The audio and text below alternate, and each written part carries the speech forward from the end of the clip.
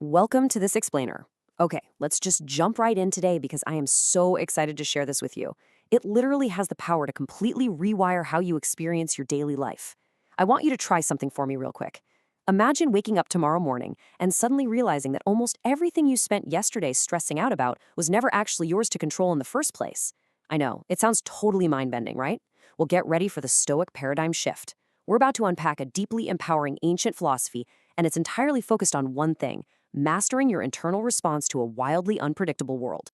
What do they think of me? Will I actually succeed? Look, if we're being honest with ourselves, these are the exact questions that keep us staring at the ceiling at 2 in the morning. In our modern, hyper-connected smartphone era, we are just constantly bombarded with anxieties. We worry about how people perceive us, if we're going to get that big promotion, or if our 5-year plan is actually going to pan out. We stress over whether someone truly loves us, or if people are totally misunderstanding our intentions. But what if all that energy, all that agonizing over these exact questions, is just completely misplaced? This brings us to a massive, liberating truth: the illusion of control. Shattering this illusion is harsh, but man, is it freeing. We're basically walking around falsely believing we own things that we simply don't. We think we own our reputation, we think we can somehow control whether someone loves us, or if people perfectly understand us. It's almost like we believe if we just worry hard enough, we can command the universe to bend to our will, as if anxiety is some kind of magical remote control. But the reality? Demanding that things entirely outside of our control happen exactly the way we want them to is just the ultimate recipe for suffering. Okay, let's dive into this with a guy named Epictetus. He was one of the most influential Stoic philosophers of the ancient world. But get this, he didn't come up with his ideas lounging in some comfortable palace. He was actually born into slavery in the Roman Empire. He eventually won his freedom and became this legendary teacher. And his philosophy is brutally, beautifully simple. He divided the whole world into 2 distinct buckets: things that are up to us and things that are not. Up to us, our judgments, our choices, our intentions. Not up to us? Basically the whole rest of the shebang. Our bodies, our reputations, our possessions, and definitely, absolutely, other people. Let's walk through what we call the Stoic trap just to see how this plays out in real life. Step 1, the event. You send a text message and crickets. Someone doesn't reply. Step 2, your brain starts spinning a story. Did I say something wrong? They must hate me. They don't respect my time. Step 3, boom, anxiety. But wait a second. Was their reply ever actually under your control? No.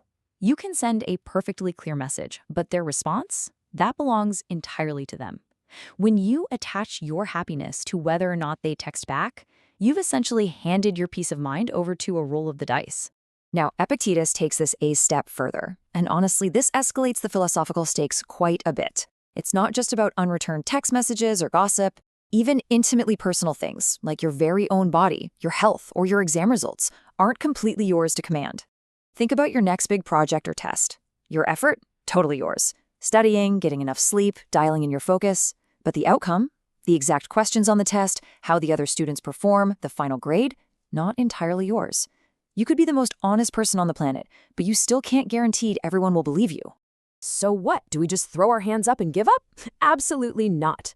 The golden rule here is act where you have power and release your demand for control where you don't. Stoicism is incredibly often misunderstood as this sort of passive apathy, like you're just walking around shrugging and saying, whatever, nothing matters. But it is the exact opposite. It's about caring deeply about your part. You study hard, you communicate clearly, you eat your veggies. But you adamantly refuse to make your inner peace dependent on an outcome that you just can't completely command.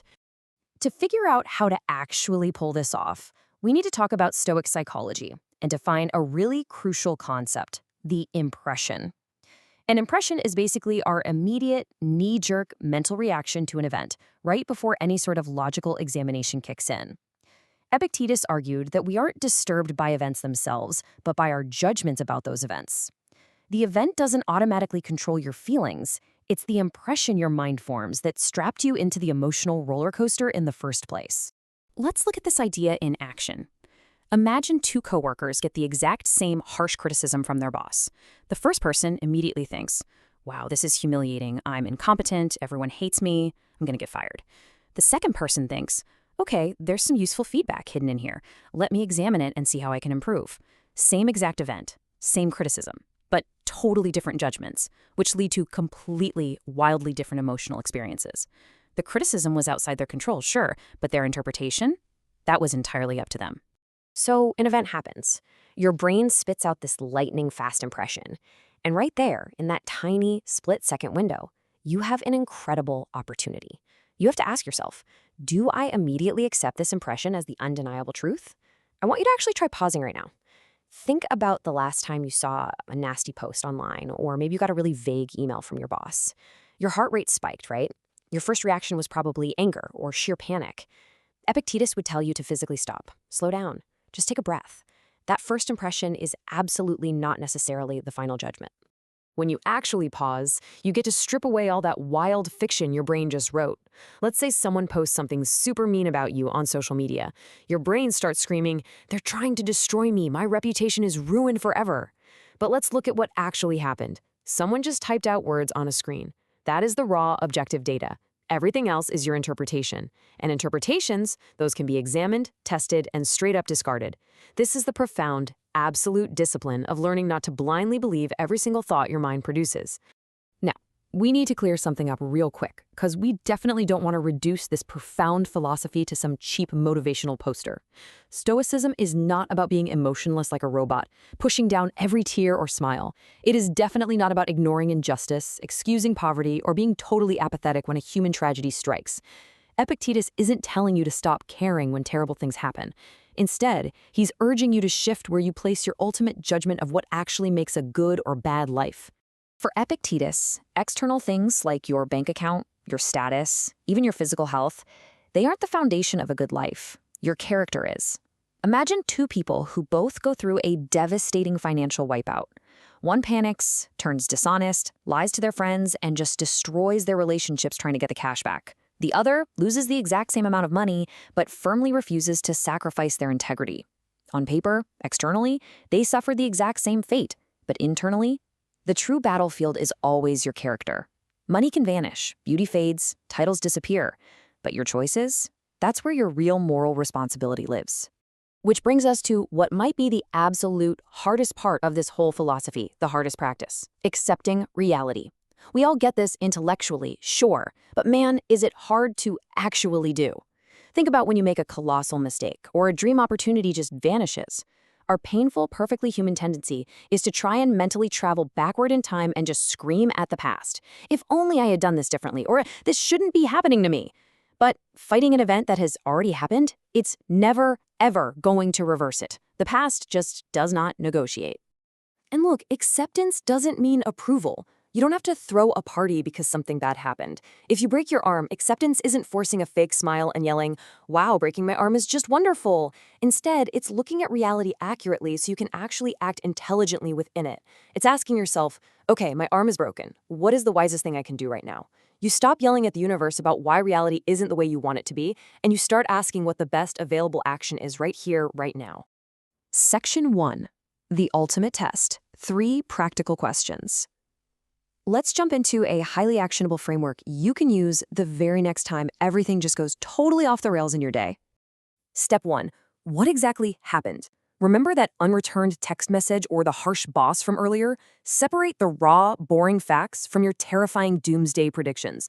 Someone hasn't texted back is a fact. I'm going to die alone and unloved is a prediction. Step 2. What is actually in my control here? Your response, your effort, your attitude, your very next action. Step 3. What would a person of good character do next? Notice the question isn't, how do I manipulate everyone into liking me? It's, what is the right, virtuous thing for me to do in this exact moment? This framework stops you from going to war with the universe and turns daily life into a training ground for your character. Because look, here's the undeniable hard truth. If you measure the quality of your life by how perfectly and obediently the world follows your wishes, you are going to be profoundly miserable. The world will disappoint you. People will misunderstand you. Your most carefully laid plans will completely collapse. Your body will age, and eventually, life is going to take all external things away from you. The Stoics knew this. They embraced this inevitable harsh reality. But, and this is key, they didn't see it as a reason to despair. Instead, they saw it as the ultimate reason to build an absolute fortress inside your own head. A disciplined mind and a virtuous character, nobody can take those away from you. By accepting that the external world is fragile and constantly shifting under our feet, you create an indestructible internal sanctuary that no circumstance can ever breach. True freedom isn't about getting everything you want. It's about becoming less dependent on getting what you want in order to live a good, meaningful life. You literally cannot control every event, but you can always control the choice you make after the event. So I want to leave you with this one final provocative question to chew on today. Are you trying to control the world, or are you learning to control yourself? Because the exact moment you truly understand the difference between the two, you stop fighting battles you were never, ever capable of winning. Your circumstances, they're not completely yours to command, but your response, that is your absolute responsibility. And mastering that response, well, that is the ultimate freedom. Thank you so much for hanging out with me in this explainer. I challenge you to test this out the very next time you feel your anxiety spiking. Stay focused and keep learning.